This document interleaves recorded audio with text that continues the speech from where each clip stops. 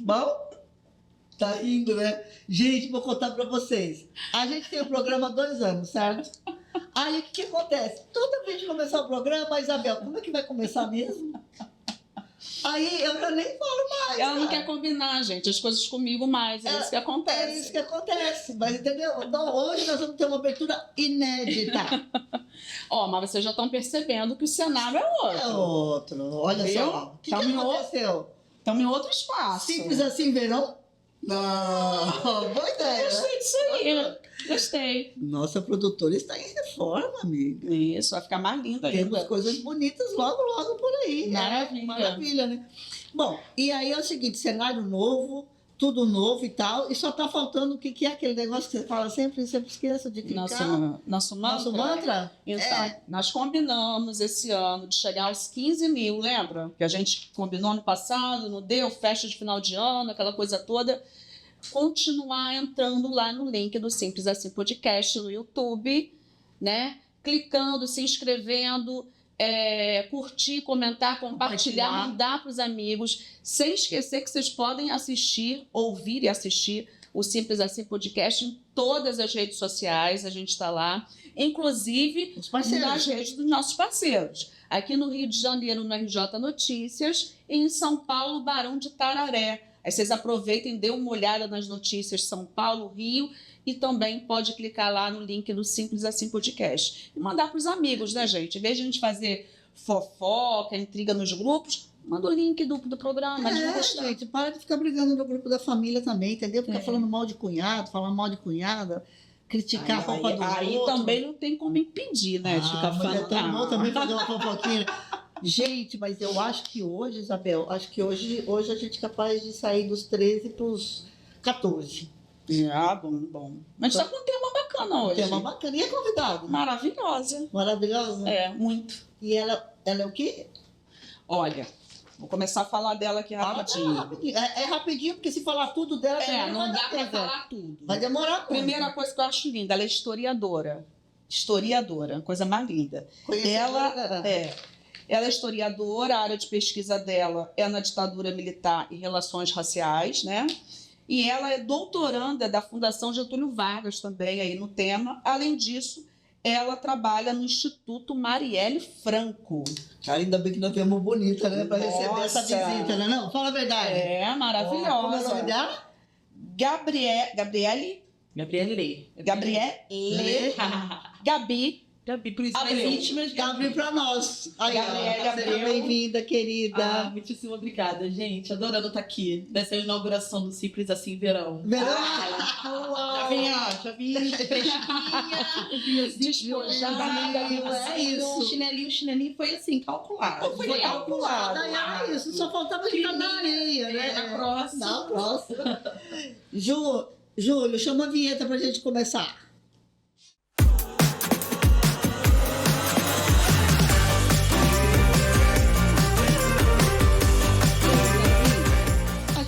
Você que vai bater um papo com a gente, por quê? Estamos aí acompanhando como é que está sendo essa repercussão do filme Ainda Estou Aqui. Uma coisa assim, gente. Bom, primeiro Fernanda Torres, vamos embora combinar, né? Maravilhosa, charmosa, elegantérrima, super brasileira, que, né, o bom humor dela é um negócio que transcende. Mas também o tema do filme é uma coisa que chama muito a nossa atenção. Claro que o diretor é maravilhoso, ela, o Celton, a própria Fernandona, que depois vocês que assistiram o filme vão contar um pouco sobre como é que alguém que não fala uma palavra consegue, tipo, transbordar milhões de coisas só num olhar, né? Eu também depois conto para vocês porque eu não assisti o filme até agora, mas enfim, a gente queria comentar um pouco sobre a repercussão desse filme num momento em que o mundo elege o Trump, num momento em que o presidente da Câmara dos Deputados quer dar anistia para os participantes do golpe de 8 de janeiro. No momento que tem também lá na Argentina, né? É o Milei na Argentina, ou seja, de uma grande, um crescimento muito grande da direita, né? De uma apologia às ditaduras todas que tiveram na América Latina. E, enfim, e como é que um filme como esse consegue ser campeão de bilheteria em Nova York, em São Paulo, no Rio de Janeiro, no Brasil? Ganhou agora o prêmio ibero-americano também, das línguas espanholas, ou seja, eu queria conversar um pouco sobre isso, assim, eu falei tanta coisa, tão abrangente, você queria sugerir mais algum item, Isabel? Não, pode começar. Pode começar, Não, a partir daí a gente a partir daí a gente começa, Eu acho que nós que trabalhamos com o tema, lidamos com o tema da ditadura militar, com a história, a memória da ditadura militar, tanto a partir, né, de uma forma mais analítica, fazendo pesquisa, como a galera que também se engaja nessa luta anti-ditadura, na luta pela responsabilização de quem cometeu aquelas atrocidades durante aquele período, a gente está um pouco em estado de êxtase, assim, né? A gente estava... de fato uma oportunidade muito bonita e quase inédita de se discutir de maneira coletiva para a gente sobre o tema. A maneira como a ditadura se deu no Brasil, especialmente a maneira como o fim da ditadura se deu no Brasil, não abriu espaço, não abriu brecha para a gente, enquanto sociedade, de maneira coletiva, lidar com trauma. Porque a ditadura militar é um trauma que todo mundo viveu. Uns de maneira mais aguda, né, ainda mais violenta, mais incisiva, mais forte, mas ninguém passa batido por uma ditadura. Né? É uma ditadura que alcança as pessoas em diferentes níveis, mas todo e qualquer brasileiro e brasileira sofreu com aquelas atrocidades, com aquela violência, com aquela repressão. Então a gente está falando de um trauma social coletivo. E trauma, para a gente poder superar, a gente tem que encarar ele, né? Tem que lidar com ele, tem que falar dele, por mais doloroso que seja.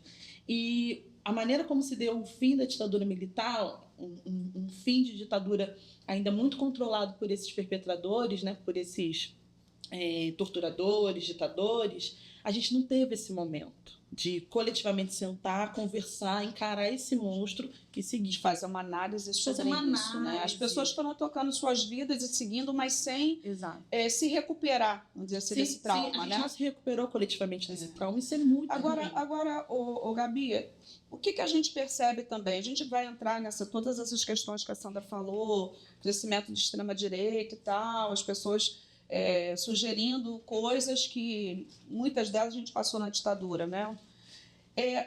Teve uma crítica muito grande de uma parte, uma crítica de uma parte pequena, não sei, as pessoas criticando muito o filme, Ainda Estou Aqui, dizendo que o filme só trata de uma família de classe média branca, né? Como se a ditadura só tivesse alcançado essa classe social e essas pessoas brancas, né? Então, assim, ninguém conseguiu fazer uma reflexão sobre, bacana, é mais um filme sobre a ditadura que continua contando essa história. As pessoas resolveram criticar isso, como se as pessoas de periferia, como se as pessoas pobres e negras não tivessem passado por isso. Queria a sua opinião sobre isso daí. Olha, eu particularmente gosto muito do filme, acho o filme muito completo, em vários sentidos. Primeiro que não que eu seja nenhuma especialista, mas tecnicamente o filme é lindo e impecável, né? Você quase não identifica, mesmo sendo uma leiga, furos de roteiro, de continuidade. O filme é impecável, conta uma história de uma forma muito... Tecnicamente me parece muito boa e narrativamente também. Eu acho que nenhum filme vai expressar o tamanho de uma ditadura de 21 anos. Sempre vão ter aspectos, elementos dessa história que vão ficar de fora, isso é natural. Nem que a gente tivesse um filme de 10 horas, teria como dar conta. Isso é normal, né? A linguagem cinematográfica não dá conta de tanta coisa. Sobretudo a ditadura militar brasileira, que é uma ditadura super complexa, não é fácil de entendê-la, não é fácil de explicar também. Então, eu acho que o filme, ao que ele se propõe, contar aquela história, né, privada, doméstica, aquela resistência muito específica, né, de Eunice Paiva, mais contida, né, com mais sobriedade, mostrar como essa família enfrentou esse momento difícil. Eu acho que se essa era o recado, né, se essa era a pretensão, eu acho que o filme... Completamente. Eu acho assim, o filme fala especificamente, é uma história que é baseada, inclusive, no livro, né, do Rubens Paiva, e é uma história que trata dessa família, dessa mulher, né, pela perspectiva dela de ter que passar por tudo isso, ter que enfrentar com 4 filhos, que muita gente nessa situação ia surtar, né? Sim. E ela se manteve como uma rocha, vou dizer, ali, para a proteção da família. né? Com certeza. Para E não parou de ir atrás de justiça, né? O que eu acho, Isabel? Eu acho que às vezes a gente procura. Também está um pouco influenciado pela Maria Rita Kel, vocês conhecem ela? Sim. Ela deu uma entrevista esses dias para o Demore, lá na TV Brasil. Eu vi. Você viu essa entrevista? Falando um pouco dessa questão de setorizar a luta, e às vezes a gente fica muito dentro daquele próprio quadrado falando para si mesmo e não consegue falar com o outro, não consegue expandir, falar mais e tal. Eu acho que esse pessoal que é influenciadores digitais e tal, muitos deles eu sigo, etc. Eu também. Eu gosto de muitas coisas do que eles falam. Eu acho que às vezes peca em não olhar o todo, sabe? Sabe aquela coisa de você só olhar e enxergar a árvore e não enxergar a floresta? E eu acho que isso é acúmulo também. Na verdade, não acúmulo, é resultado também de um letramento racial muito grande. Até mesmo nessas figuras, essas pessoas que se promovem como grandes entendedoras do assunto, mas quando você vai lá no profundo da análise, você vê que é uma análise geralmente bem superficial, um pouco rasa, bem rasa. A gente é um país, né? O Brasil é um país, a gente tem uma sociedade muito iletrada do ponto de vista racial. A gente tem uma dificuldade muito grande de identificar o racismo, de combater o racismo. Isso é um projeto político, né? Isso não é algo espontâneo, isso não é só porque a gente tem uma deficiência social. Isso é um projeto político, né? São várias as incompreensões que a gente tem, né? Em relação à memória, em relação à democracia, em relação ao racismo, em relação à misoginia. E eu acho que, geralmente, essas personalidades, né, que encontram na internet um espaço para expor essas ideias, e que bom que tem esse espaço, né, que assegura, né, alguma liberdade de expressão, geralmente, quando a gente vai lá mais no fundo, a gente percebe que é uma coisa um pouco difusa, rasa, que não está conectada com o que historicamente o movimento negro produziu em termos de entendimento sobre o Brasil. E eu acho que sobre o filme, voltando, de fato, a maioria dos personagens são personagens brancos, personagens e atores que os retratam são brancos. São poucos os personagens negros e eles são secundários na história. Existem poucos filmes, poucas produções artísticas de maneira geral sobre as experiências negras no período da ditadura militar. A gente tem essa deficiência. A gente tem um imaginário social sobre a ditadura militar muito embranquecido, de fato. Porque é como a gente está comentando aqui, uma ditadura ninguém passa batido, todo mundo sofre. E aí eu acho que uma forma de assistir o filme, de aprender com ele, é refletir também que, caramba, se uma família branca, abastada, de elite sim, né? Elite política, elite econômica, cultural, se aquela família passou por isso, imagina as famílias que estavam na periferia. Então a gente também consegue ver o filme, apreciar o filme, gostar do filme, se emocionar, se comover, aprender com ele, mas tudo vai depender da lente que a gente vai enxergar ele. Então, assim, quando eu vi o filme, embora eu já conhecesse a história da família Paiva, o que me chamou a atenção foi isso. Falei, caramba, se essa família passou por tanta coisa, imagina pobres, pretos, indígenas. Você sabe que eu sou militante. Comecei a militar em 1978, eu tinha 18 anos. Legal. A gente era um movimento estudantil, né? E a gente, naquela época, tratava muito a questão do movimento jovem como movimento estudantil, como se todo jovem estivesse na universidade, tá certo? E foi a classe média universitária que foi trazendo essa discussão e foi um setor privilegiado, tá certo? Claro, um setor totalmente privilegiado, porque toda a classe operária e a maioria de seus líderes foram mortos, foram levados, enfim. E também a repressão ocorreu mesmo mais dentro da classe operária e tudo mais.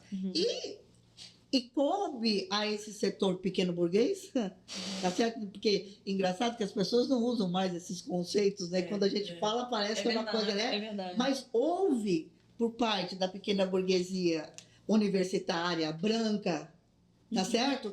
Retomar essa luta, tá certo? Tanto é que a gente vê... Fazer essa reivindicação super direta. Levando couro por isso. Né? A gente estava falando da Idelgar também, falando do irmão dela agora, quando a gente estava preparando aqui a nossa conversa, ou seja, que foi dentro das universidades. E se a universidade hoje ainda é um lugar de elite, você imagina naquela época.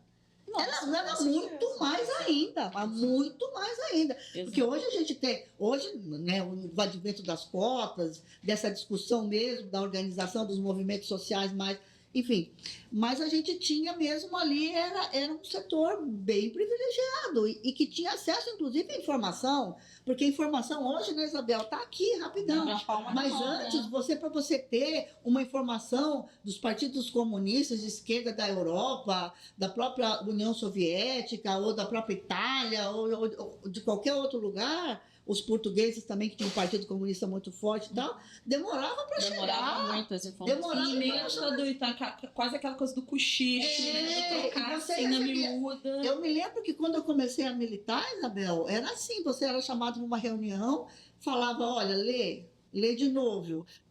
Memorizou o horário? Ok. Pegava o papelzinho, jogava, queimava e era isso. Nossa. E aí, se você chegava 10 minutos atrasado, ninguém estava mais nada esperando, porque você podia ter.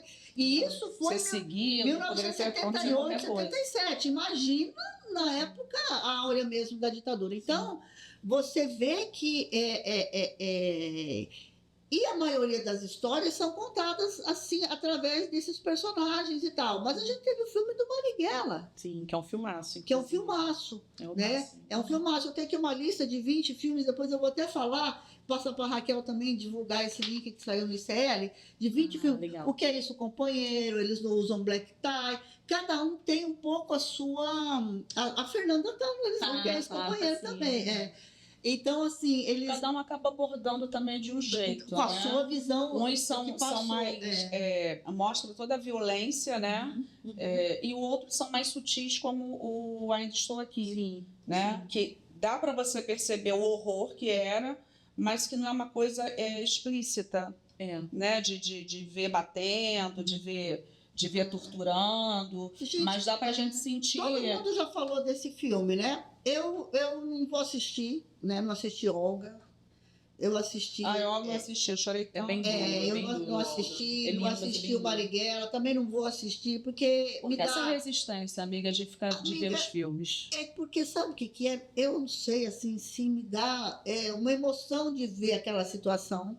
O ódio que eu fico da direita, porque como é que eles podem normatizar essas coisas, sabe? Me dá não uma sensação ruim, um sentimento. E aí, quando eu falo ódio, é que me dá, assim, eu não... Tristeza, sentimento de tristeza. Eu não consigo ver dentro da perspectiva histórica, nem do desenvolvimento social, nem do ponto de vista sociológico. Me dá sentimentos ruins em relação a outra pessoa. Você entendeu? Porque, assim...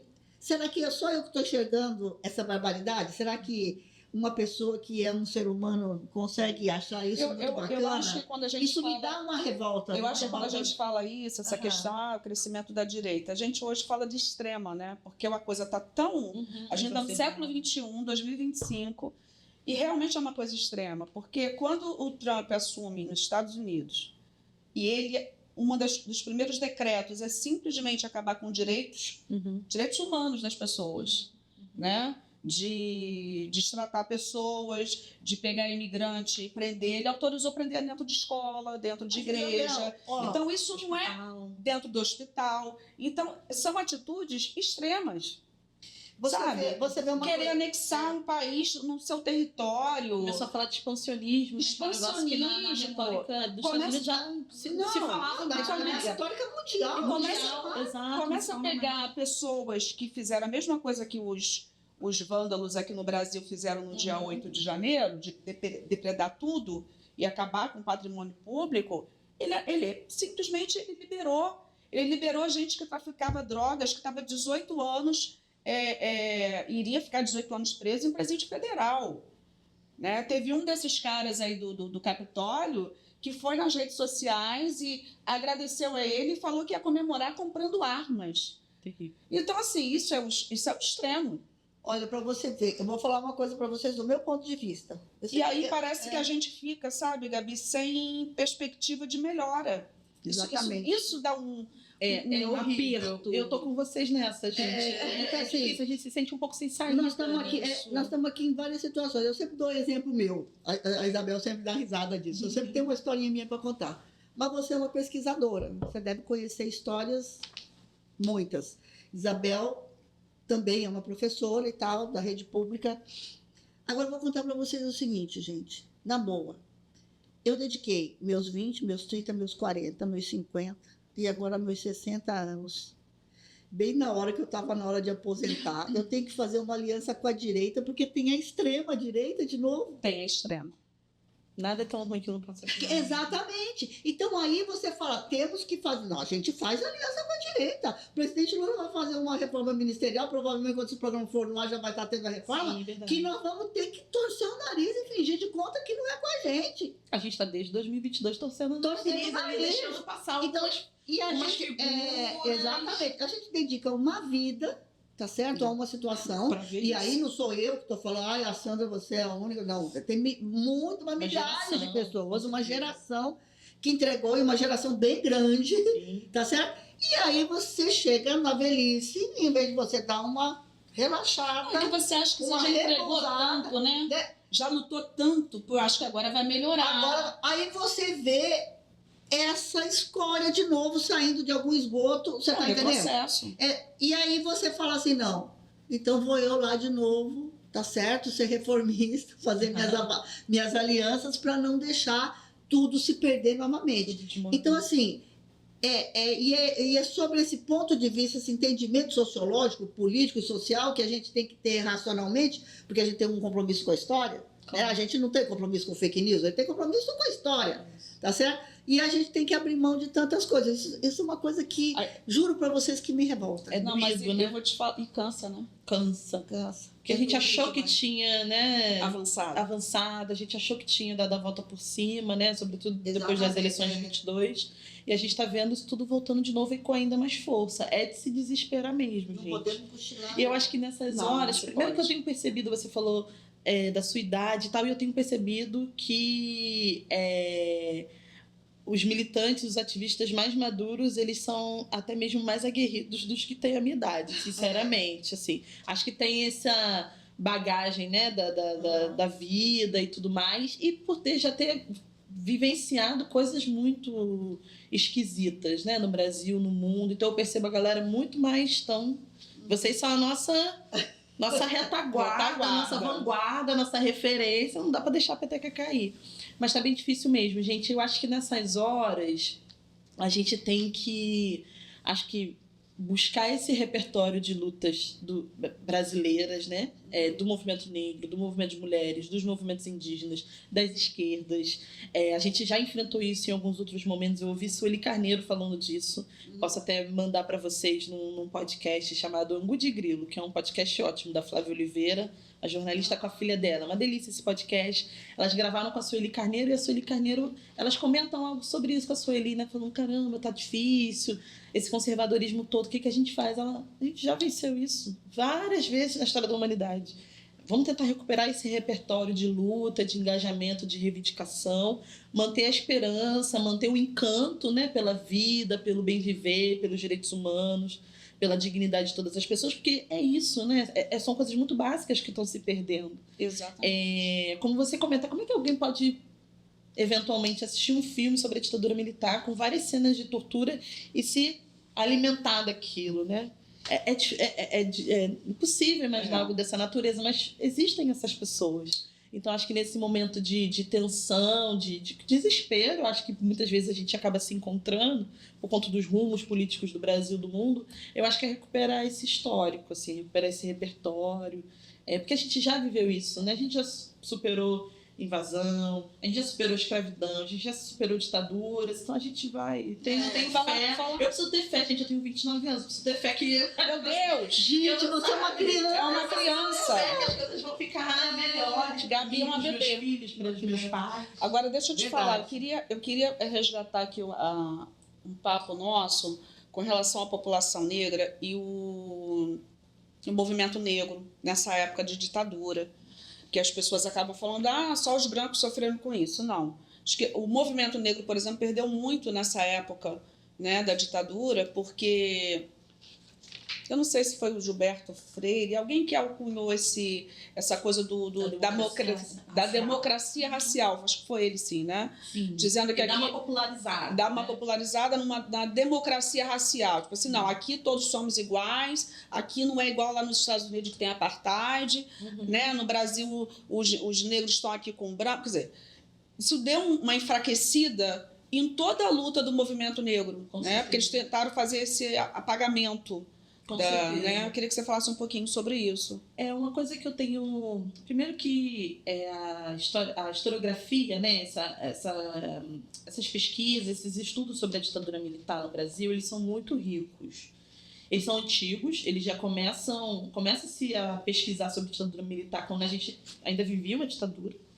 Então, é uma tradição longa de estudos e abrangente, que pode dar conta de vários aspectos do regime militar, esse regime tão complexo. Mas tem um aspecto que fugiu um pouco do interesse dos pesquisadores durante muitas décadas, que é a questão racial. Tanto a questão racial voltada para a população negra, como a voltada para a questão indígena, para as populações indígenas. Então, durante muitas décadas, contou-se uma história da ditadura militar sem levar em consideração como que a população negra viveu um regime daquela natureza. Sim. Aí vejam, uma população que historicamente convive com a violação dos direitos humanos, convive com a violência historicamente, há mais de 3 séculos. Como que uma população com essas características, né, teria passado ilesa a uma ditadura militar? Claro. Quando eu era mais nova e estava na faculdade, isso me inquietava muito. Eu achava isso muito estranho, porque eu já gostava do tema, analiticamente falando, né, me interessava, e tive professores ótimos e tudo mais, mas eu sentia falta de alguma coisinha. Esse assunto não era muito abordado? Não era nada abordado, na verdade, nada, zero. E aí, mas isso também foi bem no momento em que alguns pesquisadores, nosso amigo Lucas Pedretti, um deles, estavam começando a pesquisar o tema. Eu falei assim, legal, tem uma trilha aí, tem um caminho, tem gente que está interessada nisso. E não à toa essas pesquisas aparecem no contexto onde a universidade está mudando de cara. Sim. Né? E a maioria dos pesquisadores praticamente quase todos realmente, que pesquisam ditadura e relações raciais, ditadura e movimento negro, são pesquisadores negros, como eu. E tem pesquisadores assim ao redor do Brasil inteiro, felizmente, que estão tentando empretecer um pouco essa história. Não por capricho, não por preciosismo, mas é porque essa história precisa ser melhor contada. Precisa ser falado, precisa né? ser contada de uma forma mais completa, mais né? completa. E aí, isso tem sido uma preocupação, assim, um tema das minhas reflexões, das minhas pesquisas há um tempo. E aí, nessa, de estar interessada nisso, eu percebi, observando a bibliografia do tema e documentação da época, que a defesa do mito da democracia racial era um pilar da ditadura militar. Eles trabalharam... Era um projeto. Isso nasce ali na década de 30, essa história toda de paraíso das raças. Porque você acaba enfraquecendo, né? Muitíssimo. Movimento. E aí é o discurso que você precisa para... Você pegou tudo, Bel. Você é uma ótima aluna, você pegou tudo. É exatamente isso. Era a retórica para enfraquecer a atuação desses movimentos. Porque se o racismo não existe no Brasil, esses movimentos estão fazendo baderna. Tu tá lutando para quê? Exato. Palhaçada, não tem isso aqui. Isso tem registro, gente, em documentação mesmo da ditadura militar. Onde eles colocam essas pessoas, esses militantes, estão criando um problema que não existe no Brasil. Estão criando uma cisão que não existe. Nós discutimos uma vez aqui também, sobre a questão da miscigenação de raças. Quando a gente estuda a tal da miscigenação de raças, parece que a coisa se deu assim. Espontaneamente. Não! Uma moça branca gostou do rapaz é outro preto, projeto. Esse é um outro projeto de envelhecimento da população, da sociedade. Então, assim, mas o cara casou com uma índia porque a índia era isso, era aquilo. Não! A história da miscigenação de raças do Brasil é a história de quem? Oi, falei que a Isabel ia vir participar do programa. Que dengo. Olha só, eu falei, agora não vamos cortar, não. Deixa Você faz o programa fora de estúdio é uma coisa, acontece tudo. Acontece tudo. Mas então, aí a gente estava falando dessa coisa da miscigenação de raça. A Isabel veio atrapalhar. Você sabe que a Isabel chama Isabel por causa dela, não? Jura? Minha neta. Essa é a minha Aqui, ela meta. é tudo. Aí, o que acontece? Querida. A miscigenação de raça no Brasil se deu por uma violência muito grande contra as mulheres negras e indígenas. Tá certo? Foi uma violência Através muito grande. de tortura, de estupro, de várias tudo mais, coisas. né? E muitas vezes tendo que abandonar seus próprios filhos, etc. Então, o que acontece? A gente achava que era tudo lindo, tudo maravilhoso. Um Tá processo certo? quase Um processo natural, quase né? que natural. Verdade. As raças conviviam numa tranquilidade. E aí você vai ver Verdade, que é um negócio Fala aí, Bel. que é um negócio absurdo, tá certo? É um negócio absurdo. Então, você vê que a gente não tem a menor...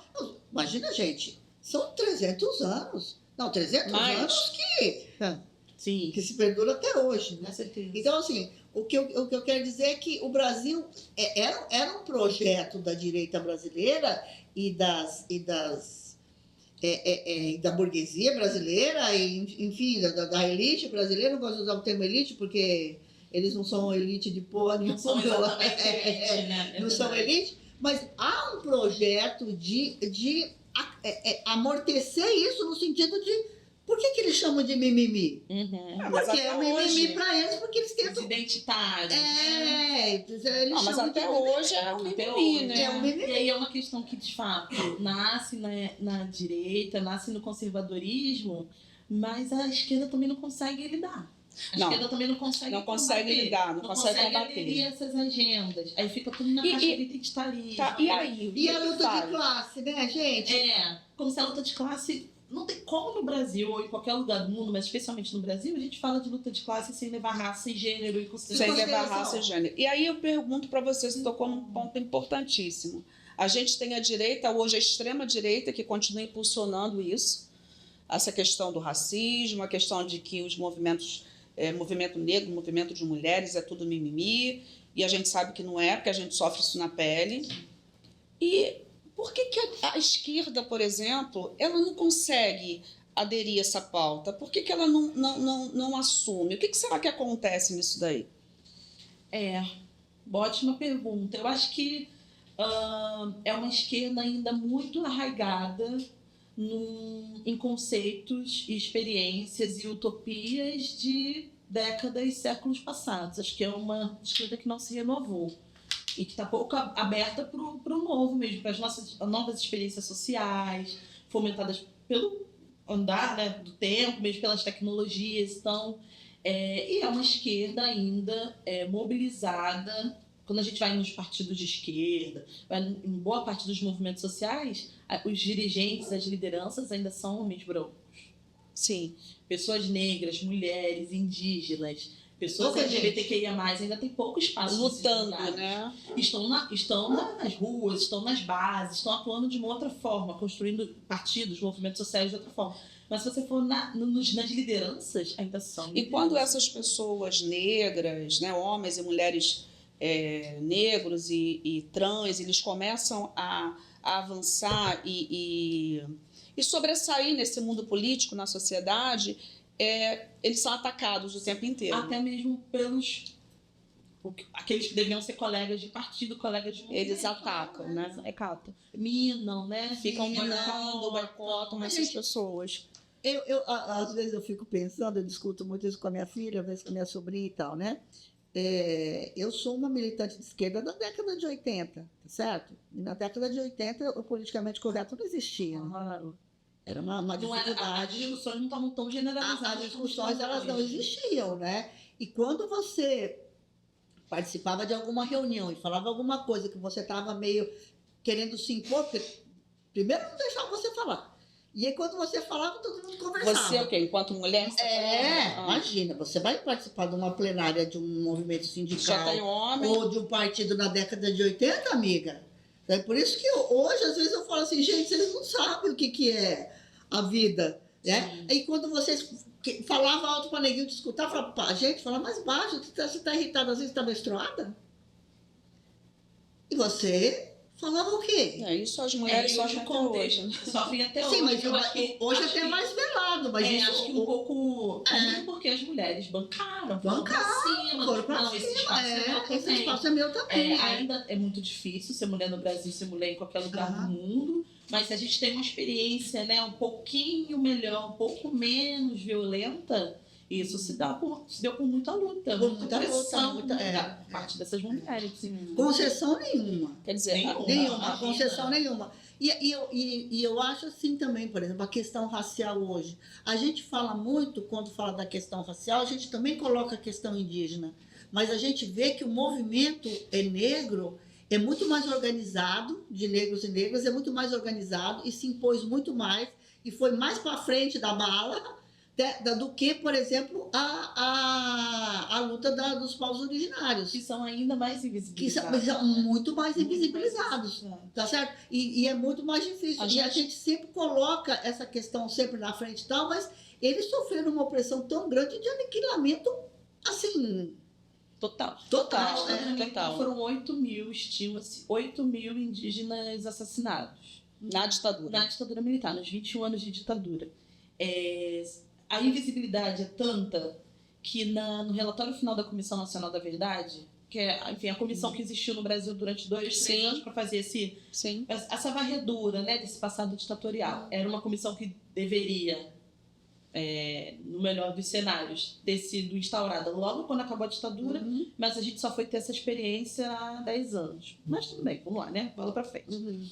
O número oficial de mortos e desaparecidos, a partir, né, de apurações da Comissão Nacional da Verdade, é de 434. Que isso é muito pouco, né? Pelo amor de Deus, né? O Rio de Janeiro mata em um trimestre. Pelo amor de Deus. E não é um exagero da minha parte, é isso mesmo, é similar. Então, é impossível que uma ditadura tenha violentado, tenha feito apenas... Somente 400. É muito mais. E aí é uma inconsistência, porque... Isso são os dados oficiais, mas a gente tem atestado documentalmente que 8 mil indígenas foram violados, foram assassinados. Isso é muito... É muita coisa. Dizimou demais e os números oficiais não refletem isso. Então, assim, eu acho que a gente fica com essa impressão, talvez, de que o movimento negro talvez seja mais aguerrido, seja mais visível, porque as populações indígenas são ainda mais negligenciadas. A gente, inclusive, fez um programa... Acho que foi o último programa, a gente fez um programa com 2 pessoas do movimento negro, né? Que tem um projeto muito legal aqui mesmo em Maricá, no Rio de Janeiro, o Negro. O Negro. O Negro. E aí, tanto o Ricardo quanto a Nilceia, eles falaram muito dessa... Nilceia. Conhece? Poxa vida. É uma referência gigante. Aí a gente fez um bate-papo muito legal com eles, né? Falando sobre essa questão da importância do movimento negro, da importância das conquistas, né, que a gente teve. Aqui em Maricá, por exemplo, eles conseguiram, junto com o poder público, aprovar a lei de cotas nos concursos de Maricá. Então, assim, são muitas coisas que são conquistadas porque as pessoas estão lá fazendo tal mimimi que a elite branca fala que a gente faz, entendeu? Mas que se não houver isso, esse movimento, inclusive de mulheres... as coisas não andam.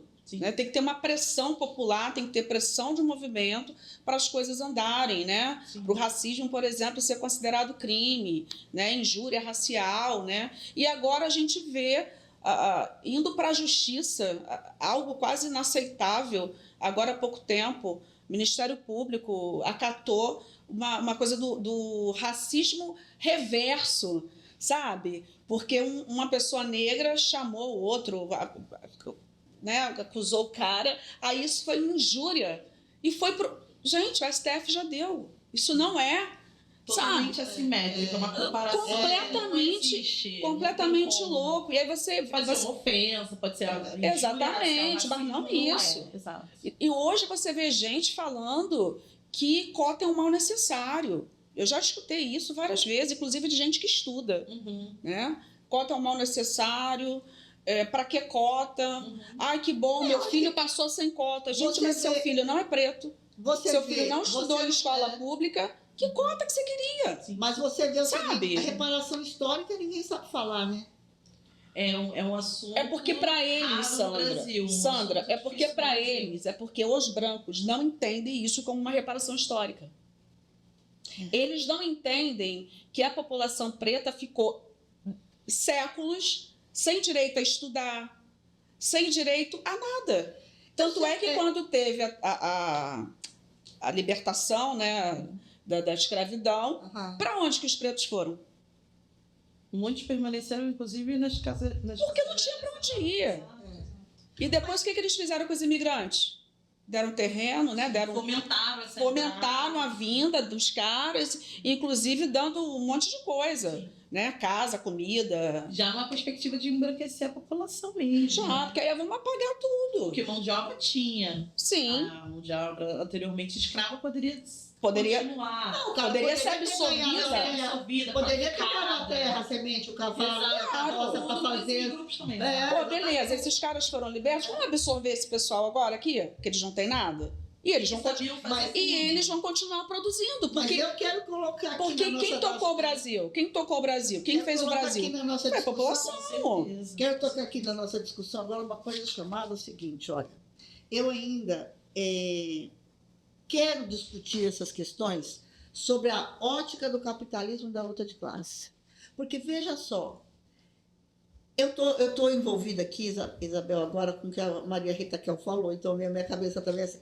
Eu acho que a grande questão, ela é contra a moral e a estética europeia, que impôs, inclusive, no cristianismo, botou no cristianismo a sua cunha, né? E transformou no que se transformou hoje.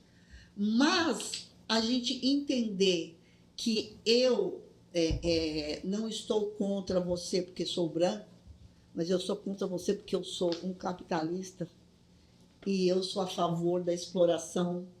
E eu sou a favor... Por que eu sou a favor de que você seja um escravo? Porque eu sou a favor da exploração.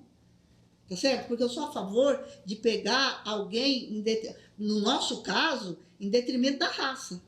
Tá certo? Mas em outros casos, em outro detrimento. E aí vem questão sexual, questão de mulher, questão de tudo. Mas eu sei, enquanto a gente não entender que quando a gente normatizar que é tranquilo você oprimir alguém, tá certo? Para ganhar R$1.500 e você ser dono de um patrimônio trilhardário e achar que isso é normal e que é assim mesmo, enquanto você também não trabalhar na questão da meritocracia, porque todo mundo acha que quem tem que estar ali vivendo, comendo 3 vezes por dia, indo para uma faculdade, falando inglês, viajando para a Disney, ou seja, todo mundo já sabe da história da meritocracia. Você não entender que isso é que é o grande problema da sociedade, entendeu? Eu acho que ali, quando a gente superar um pouco e conseguir enxergar dessa maneira, tá certo?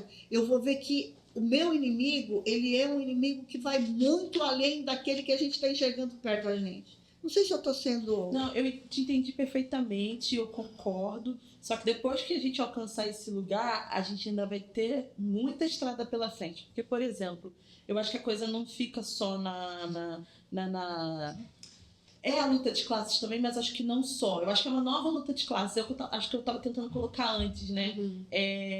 A gente tem, hoje, as classes se caracterizam de uma forma muito diferente. A maneira como raça e gênero, hoje em dia, né, ocupa esses lugares também é diferente. Mas o que eu quero dizer... Eu acho que não está só na questão do capital, né, na questão financeira, porque se uma pessoa negra, né, se eu ou Bel, a gente fica trilhardada agora, nem quem sabe. Opa, recebo. A gente divide. Eu recebo essa profecia. Sua amiga, você me presta uma grana. A gente divide com todo mundo. A gente divide. Mas, brincadeiras à parte, se uma pessoa negra, e existem pessoas negras com muito dinheiro, e existem pessoas negras com poder no Brasil, no mundo, essas pessoas não estão isentas do racismo, não estão isentas da discriminação. Porque não é uma questão de classe. Porque não é só uma questão de grana. É questão de cor mesmo. É uma questão também de cor. De uma raça, né, do ponto de vista social, não humano, né, mas social. Então, eu acho que a questão da luta de classe explica muita coisa, muitos dos nossos conflitos. Não à toa, esses caras aí das Big Tech estão se aproximando do Trump. Os caras mais ricos do mundo. Todos estão lá com ele, né? Todos estão fechados com ele agora. Não à toa, isso é primordial, ainda é primordial pra gente. Fazem até gestos nazistas. De forma totalmente sem nenhum temor de nada. Sem Você nenhum... sabe que o Elon sem Musk... Sem constrangimento pudor nenhum, Você, né? você falou em racismo reverso, você sabe que o Elon Musk parece que entrou com algum processo também na África do Sul por ele estar sendo discriminado porque é branco. Coitado. E ele é sul-africano. Ele é né? sul-africano. Ele é sul-africano. Ele é sul-africano. Tadinho, né? Mas enfim, eu acho que essa é uma Você não tinha porque terminado. Oi, como? Você não tinha concluído. Não, Era era mais mais ou ou menos, isso. Eu acho que não, é porque- isso. As pessoas que alcançam esse patamar, alcançam esse lugar. Mas eu também, Não tão eu também isentas fico disso. imaginando, sabe, na Índia, por exemplo, tá certo? É casta, é não sei o quê, não é cor, tá certo? Sim, não é. Aí É eu outra vejo coisa. na China. Isso funciona Na de China, outra não, forma. a China não é um bom exemplo porque eu tenho que levantar minha bandeirinha também, que eu não posso deixar de levantar.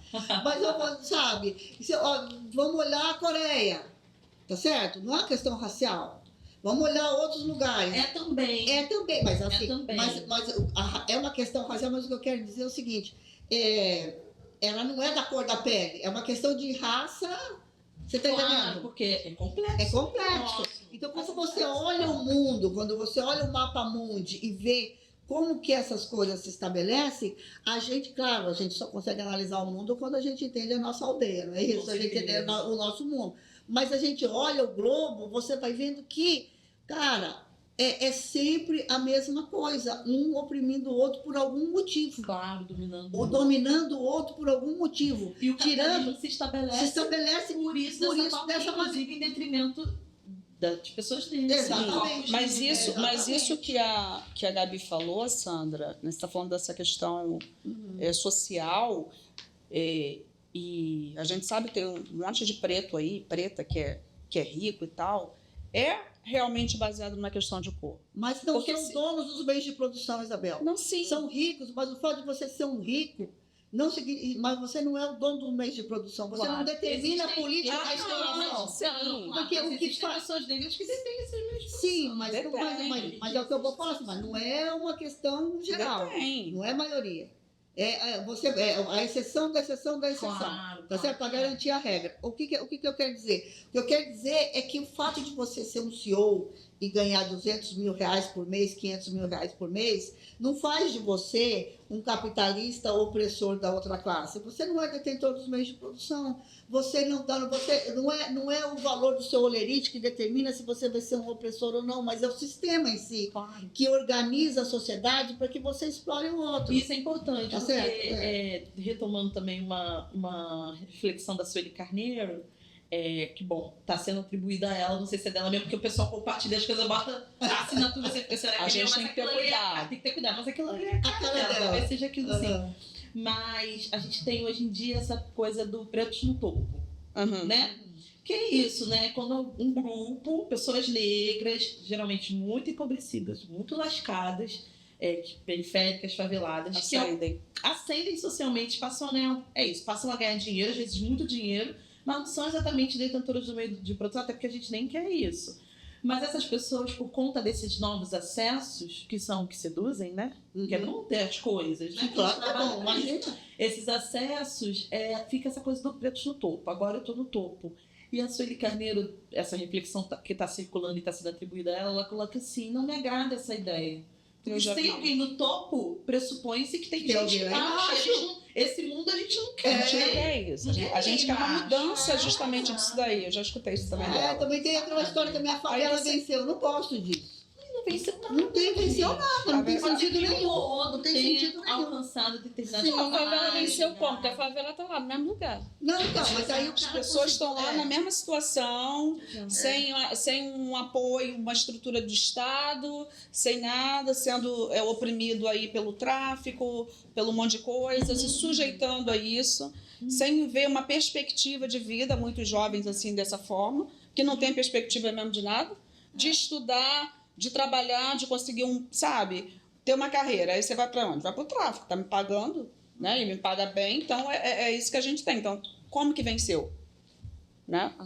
Não venceu. Aí você falou essa coisa da opressão. Cara, a gente consegue ver hoje, no Brasil de hoje, vocês devem ter visto essa notícia, um desembargador que mantinha uma senhora preta em regime de trabalho escravo.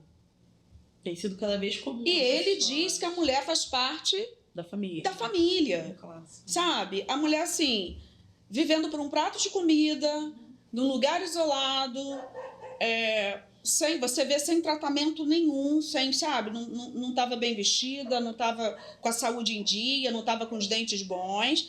E, de forma mais inacreditável, a justiça concedeu. Esse cara foi para a justiça, tiraram a mulher de lá, o cara foi para a justiça, desembargador, e ele conseguiu que a mulher voltasse para casa dele, para continuar sendo escravizada. Mas você vê também essa questão... E não tem outro termo, é isso mesmo.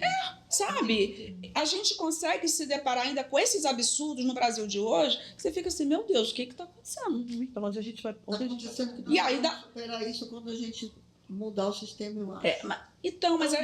Porque... Mas essa reflexão sobre o sistema, ela tem que vir associada a uma reflexão sobre raça e gênero. Não tem como a reflexão. E toda vez que a gente se depara com esses casos, parece que isso fica mais distante da gente. Mas isso é uma coisa que realmente, por exemplo, vocês estavam falando da esquerda, né? Que a esquerda não se modernizou e tal, que eu também acho que muita coisa. Mas, por exemplo, quem trouxe essas pautas para a vida quem trouxe à tona essas pautas foi a esquerda, né? A mulher sempre as lideranças femininas e as lideranças negras. Então, mas você vê na minha... Sua época hoje também. Sandra, para de falar um negócio de época. Mas, por exemplo, você vê, a gente estava falando da Olga também agora mesmo, né? Então, a Olga Benário foi Olga Benário num tempo em que mulher não era nada. Com certeza. Tá certo? Com certeza. E ela é uma militante do Partido Comunista Alemão. Sim. Tá certo? Você pega a Simone de Beauvoir é uma mulher que, assim, você pega muitas outras também, né? E você vai vendo nessas... Agora, por exemplo, quando a gente olha também, sabe, Isabel? Fala. Vamos ver a questão palestina agora. Como é que aquele cara foi solto? Sim. Tá certo? Então você vê que é a história da humanidade, sabe? Querendo acabar com o outro, oprimir o outro, e ele vai arrumar uma desculpa. Vai arrumar uma desculpa de raça, ele vai arrumar uma desculpa de religião, ele vai arrumar uma desculpa de que é mulher, ele vai arrumar uma desculpa que é homossexual, ele vai arrumar uma desculpa porque ele quer, sabe? Então, assim, eu queria, assim, enfrentar essa situação mais global. Mas, enfim, acho que tem uma discussão por muito tempo, depois a gente abre outra garrafa de vinho, outro podcast, para a gente poder falar. Mas eu queria voltar à questão do filme. Vamos amenizar a nossa conversa para a gente ver se a gente ficar feliz. Ficou pesado? Não, eu achei que nós três aqui, rapaz, vamos sair daqui agora, você entendeu? Quebrando tudo. Vamos sair daqui quebrando tudo. Ai, de alguém que falou alguma coisa pra gente hoje, tá vendo? Não, você daqui empoderadíssima. Empoderadíssima. Ninguém derruba. Exatamente. E eu também vou falar assim. Extrema. Eu não vou sair daqui cansada nada. Eu vou agora gastar as mangas e vou sair de lá. A gente brinca muito aqui, Isabel, que a gente começou esse podcast para ser uma trincheira, sabe? Com certeza, mesmo. Pra gente conversar sobre nossos assuntos. A gente quer os nossos 15 mil, que já estamos em 13, né, Isabel? Sim. E vamos caminhar para isso. Vai. Porque a gente quer que mais pessoas participem dessa nossa trincheira, entendeu? Legal, e assim também, a gente muitas vezes concorda, muitas vezes discorda, mas o nosso foco é o da justiça social mesmo, sabe? Sempre é. Sempre. Mas eu quero mudar um pouquinho, Isabel, porque já tem um sinal ali que a gente já falou demais. Eu não vi, não. Você não viu o sinal? Não, tô aqui olhando pra cá. Você está olhando para cá. Mas o Júlio já começou a balançar ali. Mas sabe, vamos falar de uma coisa legal assim, vamos falar desse filme de novo, que estava falando dele, e essa repercussão assim mundial que teve, né? Eu estava vendo umas entrevistas da Fernanda Torres, Quase que falou Montenegro, né? Ela falando o seguinte, né? Que a importância disso tudo por conta de que o Brasil, eles estão conhecendo um pouco da cultura brasileira, o Brasil se colocando nesse cenário, né? Com um tema tão polêmico e tão importante, né? Mas que a gente conhece a estética do cinema europeu, a gente conhece a estética do cinema de Hollywood, a gente conhece a estética até do cinema indiano, argentino, que é referência também e tal, né? Enfim, mas é o cinema brasileiro e a nossa linguagem de como falar e de como fazer as coisas está sendo conhecida no mundo. E eu fico muito orgulhosa, porque eu sou muito fã dessa moça. Ela é ótima. Dessa moça ótima. porque ela é assim, ela é a cara do Brasil, ela é a cara da mulher despachada, ela é a cara da mulher. Autêntica, né? É autêntica, né? E ela assim, e ela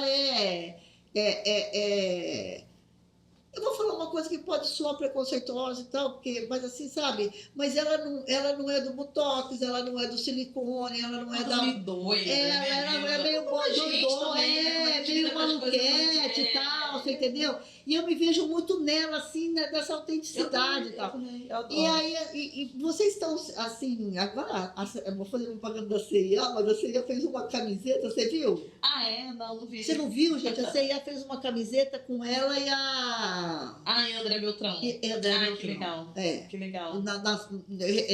Travestida dos personagens dela. Legal. Mas tá, tipo assim, então tá... Agora no carnaval todo mundo vai se fantasiar de Fernanda Torres, e tal. Vocês estão sentindo esse orgulhozinho também, assim? Claro, com certeza. Eu acho, né, que toda vez que a gente tem um filme brasileiro, né, que desponta, assim como vários outros, é motivo de orgulho pra gente. Né? E aquilo que a gente estava falando, da qualidade técnica do filme, né?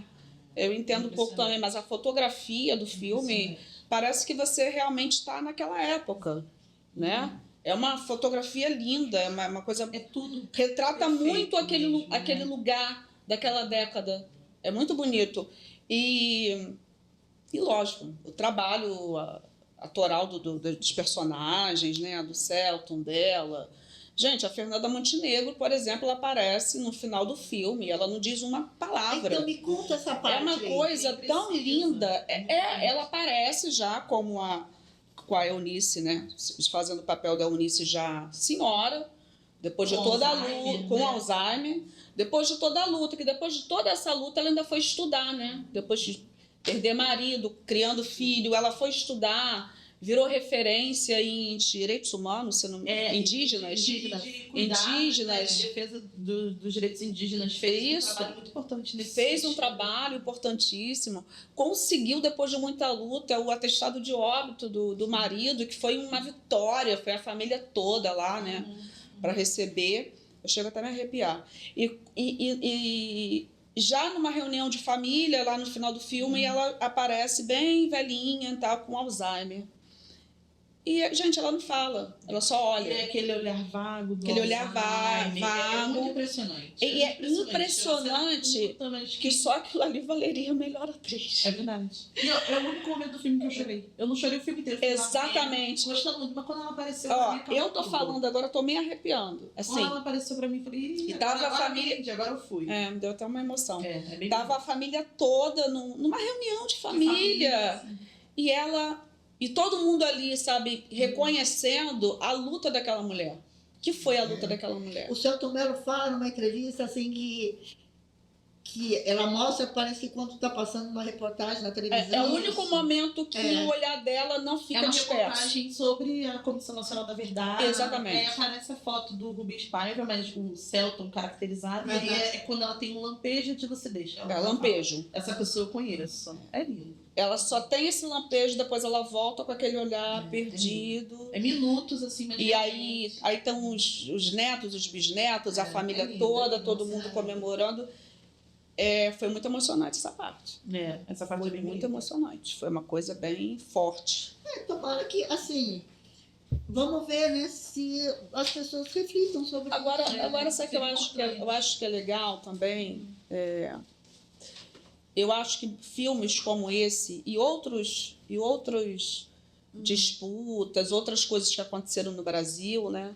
Como a própria escravidão, como as revoltas que aconteceram, porque as pessoas acham que os africanos vieram escravizados para cá e que não lutaram, né? Que na verdade não resistiram, que não foi nada disso. Tem até um filme que está sendo feito agora, acho que é com Pitanga, sobre a revolta dos malês. Você Você viu? Eu vi. vi. Eu ainda não vi, que é uma revolta que foi também Eu conheço essa história. uma coisa... Quer dizer, a história dos malês eu conheço. Que foi uma coisa Que era- importantíssima. Não, Tem um que eram filme. pessoas cultíssimas. Muçulmanos, né? Então, Eram muçulmanos, eram Ele pessoas tá- cultíssimas, eram pessoas muito poderosas do ponto de esse vista filme, intelectual. essa história também está sendo contada no cinema. E de Então, outra forma. e de outra né? forma. Então, essa história... Porque aí conta pelas perspectivas da gente, né? Exato. Que aí Exato. não é o colonizador que tá contando, né? Claro. Aí Nossa, conta gente. essa história, tem a ditadura, tem a escravidão. Tem que ser falado e tem que ser mostrado, porque as novas gerações, elas não sabem. Pessoas que elegeram, eu vou falar aqui o nome, o Bolsonaro, o Trump, o tal do Milei na Argentina, que pedem, que falam, tem que voltar à ditadura. As pessoas não sabem o que aconteceu, não é porque não é possível alguém em sã consciência que queira retirar direitos das pessoas. Na Argentina é ainda mais esquisito. É um case realmente assim que a gente vai demorar um tempo para entender. Tem que ser estudado Porque mesmo, né? diferente do Brasil, a gente na Argentina houve uma ditadura parecida com a brasileira, inclusive que atuaram de forma colaborativa, né? Unindo também o Uruguai, outros países do tal do Cone Sul.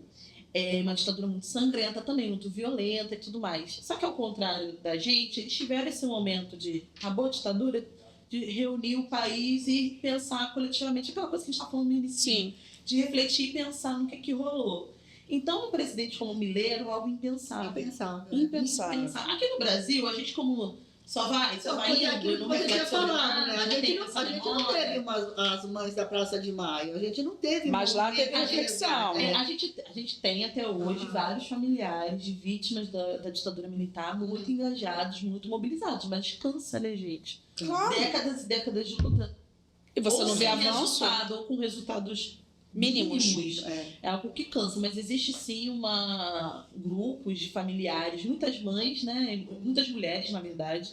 Inclusive, está rolando uma renovação dessa luta, porque as pessoas estão morrendo.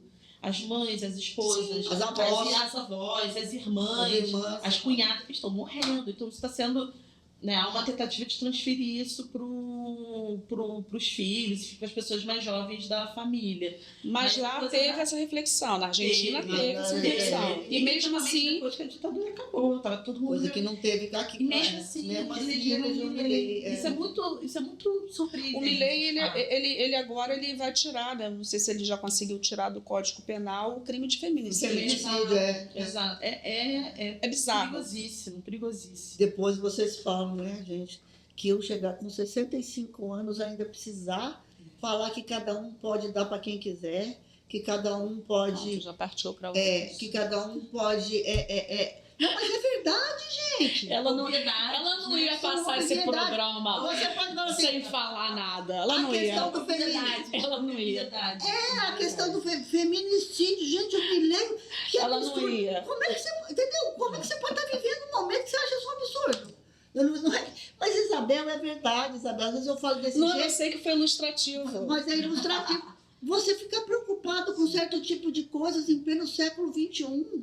E agora você fala, gente, está na hora de eu me surpreender que alguém acha que tem que tirar do Código do Feminicídio. Cara, por que a gente está Coisa que a fazendo gente já isso? devia ter superado. Já devia ter superado isso. Por que nós estamos falando Você isso sabe no que século tem, XXI? você sabe que tem gente que ainda fala assim, mas por que, quando eu fico indignada com essas coisas, tem gente que fala assim, mas por que você ainda tá coisa com isso? Porque a gente tem que se indignar, cara. Pelo amor de A Deus. gente tem que se indignar todas as vezes que a gente escutar uma barbaridade dessa, sabe? Senão a gente naturaliza. Se você naturaliza, você não luta. Não, naturalizar, Você que move, né? Pô, pelo amor de Deus. Assim, houve uma época dessa fase que a gente passou que era difícil a gente sair, né? Porque toda vez que saía, brigava. É verdade. Né? Toda vez que você saía em algum lugar, você chegava e brigava, porque alguém fazia alguma coisa. Uma que você- loucura com família, Com família, né? com tudo, né? Dava As pessoas tempo, deixam de se falar. Nada. Mas, gente, não, toda vez que fizer tem que brigar. Eu tenho uma irmã minha que ela é pior que eu, assim, ela briga mesmo, né? A Tânia, Ela briga. Você já briga, né? eu já brigo. Ah, Eu vou contar uma história para vocês aqui, vocês são professores. Vocês sabiam que lá no site, lá no site do Sebrae, tem um e-book que orienta como os professores fazerem planos de aula, usando como exemplo filmes. Ah, isso é maravilhoso. Gente, Gente, eu muito acho legal. que trabalhar com filme, você que é, né, maravilhoso. Gabi, historiadora, Não, esse recurso, porque você ajuda os. Quando a gente, né, tá explicando, tá falando, fica uma coisa meio etérea. às vezes. E a coisa dos filmes, é legal que a galera mergulha na história.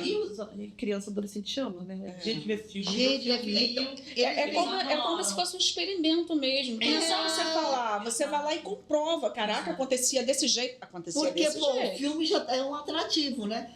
Agora, que legal que o Sebrae pensou nisso, né, Sandra? Então, Ele apoia o planejamento dos professores, apresenta sugestões de atividades para estar estimulando mesmo esse desenvolvimento potencial até de empreendedorismo dos alunos também dentro da educação básica, né? E agora você são sabe. apresentados diferentes trechos de filmes e curtas que podem ser utilizados. Olha que legal. E tá lá já no site esses curtas, você não precisa nem ficar pesquisando em lugar nenhum, já tá lá para você baixar. Você vai pelo usar, tema da aula, o que você quer abordar. É maravilhoso. Mas só que tem detalhe, viu, amiga? Qual detalhe? Você tem que se inscrever lá no site do Sebrae para você poder baixar. Tá, é esse exclusivo e-book. para quem é usuário, Porque é né? usuário, mas diz que é super fácil, hein? Eu até vou me inscrever, porque você, ao se inscrever, você tem acesso a outros produtos também, outros Outros conteúdos, serviços exclusivos do Sebrae. Legal, gente. exato, Isso é ótimo. Deixar o link então para o pessoal se inscrever. Raquelzinha, tá Até lembra que eu vou falei me pra você inscrever. não esquecer de botar o link lá, Raquel? Eu não posso. Até eu vou me inscrever nesse link do Sebrae, Mas que é muito A gente vai legal. disponibilizar ali o link, então eu tô brincando aqui com a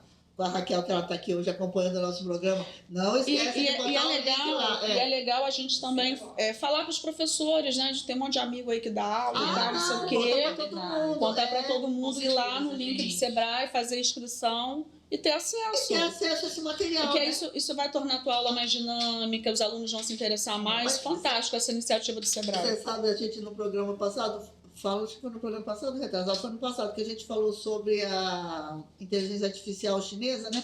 A gente fez uma pesquisa para ver se ela sabia das coisas, se sabia do Sebrae. Aí a gente viu, até na China, sabe? Apareceu foi impressionante. Foi bem legal. Foi bem legal. E aí eu estava fazendo, a gente estava nessa pesquisa para verificar esse conteúdo, eu falei, pô, mas o Sebrae tem conteúdo sobre tudo, né? Até a China sabe que eles existem, mas Pronto. é professor, filme, você tem tudo que é tipo de conteúdo. Já mudamos lá. até o aplicativo. Vamos. Mas é isso, gente. Estamos chegando no final do nosso programa, que pena, né?